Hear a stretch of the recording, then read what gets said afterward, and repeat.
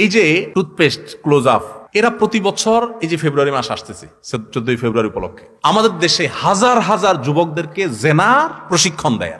এরা তাদেরকে কাছে আসার গল্প শোনাইতে বলে, মানে কে কোথায় কোন আকাম কোকাম করছো চিপা চাপায় তোমাদের গল্পগুলো এসে শোনো, আমরা নাটক বানাবো। যুবকদেরকে উৎসাহিত করে। আপনার ইমানই দায়িত্ব, যারা আমাদের সমাজকে নষ্ট করতে চায়, ওরা সমাজকে নষ্ট করতেছে আর টাকাগুলো এখান থেকে নিয়ে আসে এখানে বোম ফেলাচ্ছে। আমি তাদের জিনিস কিনবো, তাদের সাবান, তাদের ওয়াশিং পাউডার, তাদের সফট ড্রিঙ্কস আমি এগুলো খাবো না। আমার দেশিটা কিনবো, আর না হলে কিনবো না।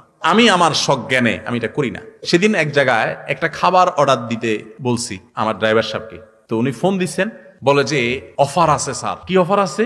যদি আপনি এটা কিনেন তাহলে সাথে একটা কোকা কোলা ফ্রি। আমি বললাম আমি খাবারই কিনবো না, এবং ওই দোকানদারের বলে দাও যে তোমার এইটা ফ্রি থাকার প্রতিবাদে আমি তোমার খানাই কিনবো না, তুমি তোমার বসরে বলে দিও।